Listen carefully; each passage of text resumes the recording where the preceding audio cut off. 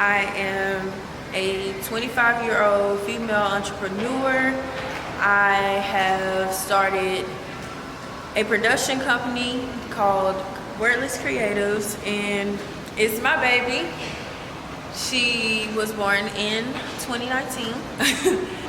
From 2019 to 2022, I've been able to book multiple models for different events and promotional things and different things that actually help them elevate in the industry. I gotta put the shades on for that because let's say stunner shade. You'll have shady moments, have unshady moments. You'll have people that actually want to love you and people that actually want to hate on you. That was my experience growing up. And if you don't pay attention to that, you just not a true Memphian. It's not clicking, Steven. The first thing that creatively drew me was God. Actually given talents. Like, I've always loved doing creative work growing up, and just going from creative art to my imagination can create the world I want to be in, the world I want to be a part of, the world that actually is helping me grow. Guy. Hey. Oh, that's the guy with the nice jacket. Where'd you get your jacket from? H&M. H&M. You can find that jacket with the patches. Fire. H&M, I'm gonna go pick it up. Let's get this shit. Okay, so my first show was the Cocky Clothing fashion show in 2015, and it was for the Boys and Girls Club. So the opportunity for it to be a non-profit organization and for them to give back to a community that's in Memphis was really important. So I didn't really concern about getting paid for it or anything. It was just I was enjoying it. Like, I really had a great time. I had a great experience, and all of my nerves were gone because I was around people that I knew was gonna have a connection for a lifetime with. Like, I knew I was gonna be with them and grow with them, and I still have connections with all of those people I did that show with to this day, and I love them. So I've been modeling since 2015. Friend, she pushed me for it. She was like, T, I really want you to get into modeling. And I had my first show in October 2015, and my best friend died in November 2015. So it really struck a nerve in my modeling career. If people know, the face of Nyfw skincare was, oh my god, becoming one of the faces of Nyfw skincare was top notch, amazing. Walking in the Essence Festival was mind blowing. Every year, actually having the opportunity to go back to New York Fashion Week is mind blowing. And walking for Laura Citron and Any Old Iron, that's amazing. They've dressed plenty of country singers, stars across the map, just so many different people. Walking Nashville Fashion Week, oh my god, that right there was amazing. I've had a lot of highlights, but my main show was the first one I did after my stroke. It brought out the true character in me as a model. The battle that sent me into the field was stressing for other people to make it. I was like, I want you to make it, I want you to make it. But in Memphis, you're forced to realize that you can't take everybody with you. And it's like, dang, why can't I take these people with me? What is it about me that's making me show them that they have to make it too? But the thing about it, you have to work for it. So the thing that tried to stop me is really what pushed me to keep going. And it was the fact that I was able to keep going. I didn't stop. I really didn't stop. That's what tried to stop me. And then because I was stressing, I had a stroke. And it actually, it made me define myself. It made me force myself to see who I was as a model. I had to see who I was as a person, as a sister, as a family member, as a community person. I had to see myself for who I was in order for me to branch off as a model. I was nothing without myself. And that's what I would tell any upcoming model. You're nothing without your true self. That's anybody, not just a model. That's anybody. You're nothing without yourself. If you can't build yourself up, if you can't build your own character up, you can't build a legacy. You can't build what you're actually supposed to be building. You're only gonna be building the little things and still looking at them as little things. But I'm making small things really big. An insecurity that I had to face was being a visually impaired model. So most people know that I have Duane retract syndrome, which my left eye doesn't turn towards my left ear. So having to do photo shoots on certain sides and creating that new person within me that's okay with taking pictures on my left side, that's okay with letting someone see my eye not turn. Like, that had to build me 100%. It's still kind of, you know, my eye's never gonna start turning, but hey. But that, and after my stroke, I had a little limp, so I had to teach myself how to walk in heels again, and that was pretty difficult. So just remembering how to walk. Yeah. Like the sign says in the B-roll, in the footage that you might see before or after this, it says today and always. And I wanted that because it represents who I am as a model and as an entrepreneur. Today and always, I'ma forever be myself. So contracts has really been the biggest thing that I faced a lot. If you didn't get it written down, no one is like secured to do nothing for you, nothing. And it's like, wow, I'm out here fighting for myself as an independent model. When I got with an agency, it was kind of the same experience, but with like some coverage.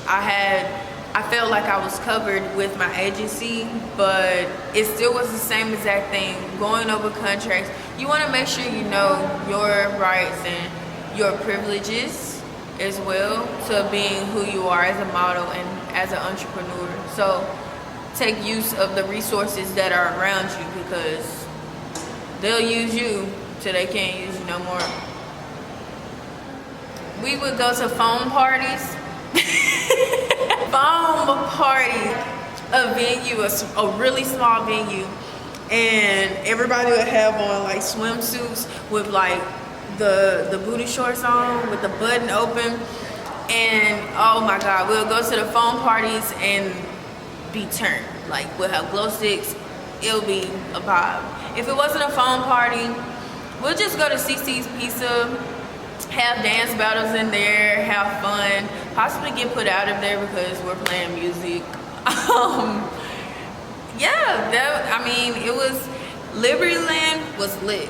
When it was open, I did a whole protest. When they closed it, I was sad about that. But other than that, we'll go to the river, slide down the hills that's right there in front of the rivers, and I mean, have a good time, to be honest. And then we got older and we still turn up. Shout out to my god kids. Hey.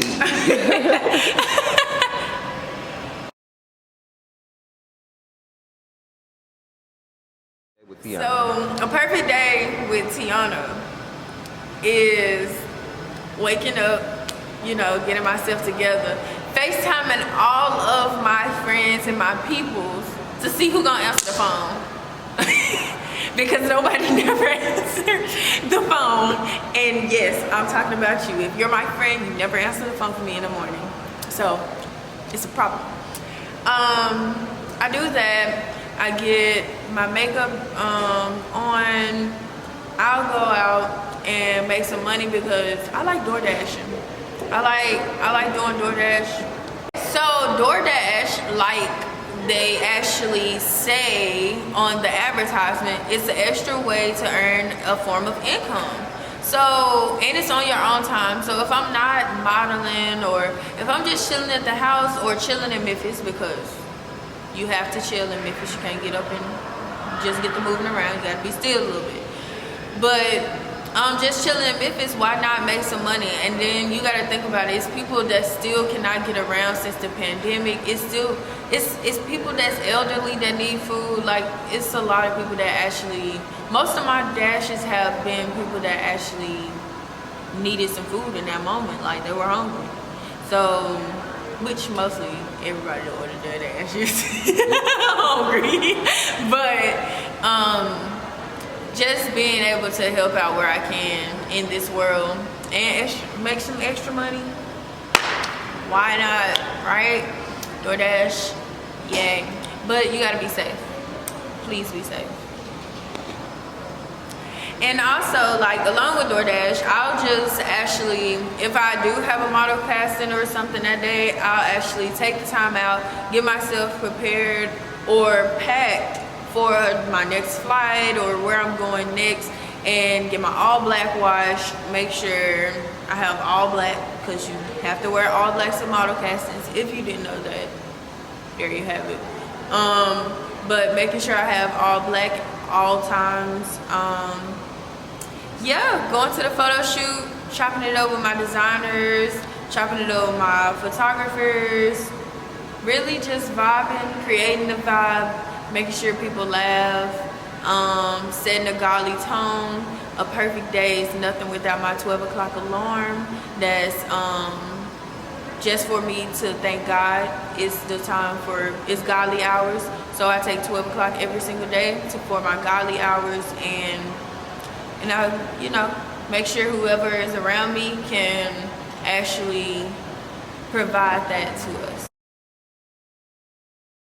Your model bag. Make sure you have a model bag with you. Pen and paper, just in case your phone dies. Charger, just in case your phone dies. Portable charger, just in case your phone dies. Let's start there. You must have on all black. Do not show up to a model casting without all black on. Either wear a bodysuit, But if you know they're doing fittings at the casting, wear a black tank top and black tights.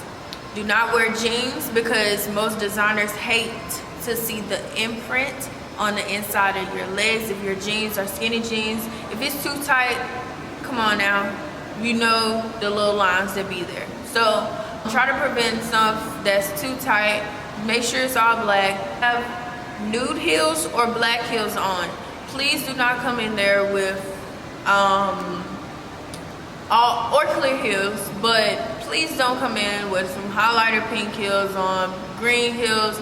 Yeah, it might be a nice pop of color, but you really want to keep it basic and look like what they want. Along with that, that's just the basics. Make sure you have some Carmex in your bag, you know, keep your lips moisturized. And then with that, keep your energy up. Have confidence. Like, who are you scared of? Who are you scared of? The only competition that you have is the person that was at that last casting. And if it's your first casting, remember who you are right now, because you're not going to be that same person at your third casting, at your fourth casting, at your fifth casting, at New York Fashion Week. It's not going to be the same. So release those jitters, you know, calm down, pace yourself, and show up on the runway how you want to promote yourself, period. For me, personally, rejection is taken as either protection or instruction. You have to understand when to take instruction. Let me take the shirts off of that. You have to understand how to take instruction, because if you come in there, like I kind of said, if you come in there with something that's not what they want, you have to understand that you're just not what they want. You have to leave it at that. Sometimes people are being just really rude, and then you have to pay attention to, if you've been at a recent casting before and they told you no and you blew up, somebody told the next person and they already know who you are. So you were already not selected for that casting because of how you reacted the last time. So be mindful of how you actually do take rejection. That's from fashion industry owners. Just guidance, just from growing in the industry, just guidance in general. You have to take rejection. I've watched one, it was very scary. At my first New York Fashion Week casting, I watched the director of the show, the girl was walking, and the director of the show was like, no, you walk like a man, get out. And I was like, and it was bad because we couldn't comfort her. She cried, but he was like, go out and try again. She came back in, she kind of walked the same, but he still let her walk in the show the next day. But it's about how you take rejection. Sometimes you have to shut up, take it in, go somewhere, fix your walk, ask for help, not from someone that's in the room, because that will possibly take away from their opportunity, but ask somebody that's passing by, how does this look? Stop thinking that you have it all down packed just because you say it's all down packed. Have somebody critique your walk just so you can get it down right, so you won't have to get faced with that rejection that hurts. If you're gonna take it in the wrong way, understand that rejection is going to hurt, but you're gonna have to get faced with it regardless. But Buckle up. yeah, buckle up. I get told no, so it's no way that you're going to be a guaranteed yes for every single person in the world. You're gonna get told no. If it's a million fishes in the sea for everybody to find a relationship with somebody, okay.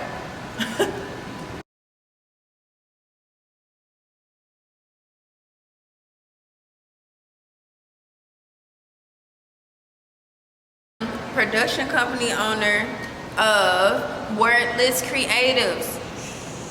So the reason I named it Wordless Creatives is because I do not need words to describe what you're going to see. You're going to understand what I feel through what I put in front of you. Whether it's a model, a visual, a critique, a outline, a outlook, a expand, a a motivational word, just you're going to understand what I place in front of you. With Wordless Creatives, I believe in offering confidence courses, networking, posing, down to self-talk, because it's very important for you to understand how to talk to yourself in order for you to get in front of someone that you want to have business with. You want to be able to have business with the right people. You want to be able to put yourself in the right spaces with your words. This is not a third-party experience. You want to be able to have this through yourself.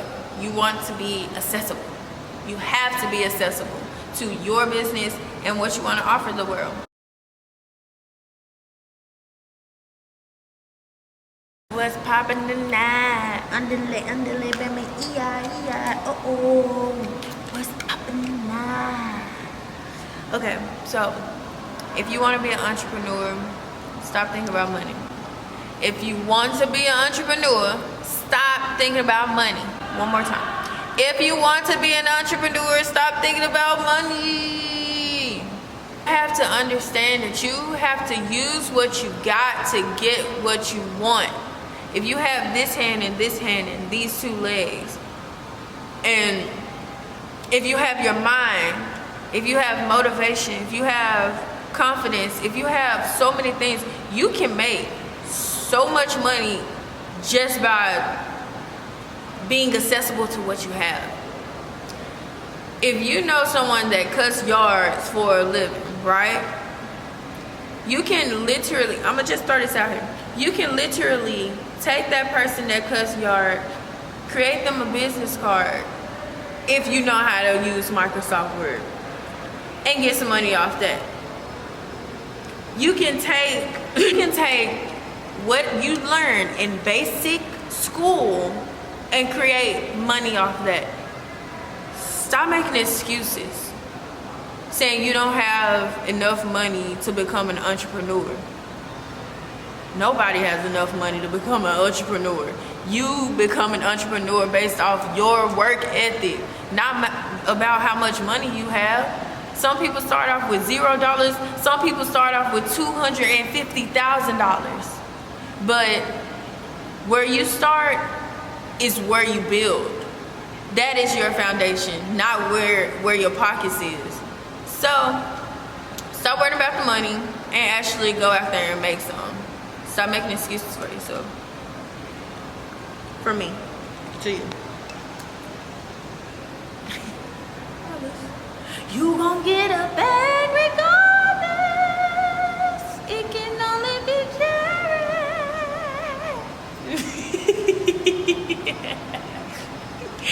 Oh my God. Were you recording that? Of course. Oh my God.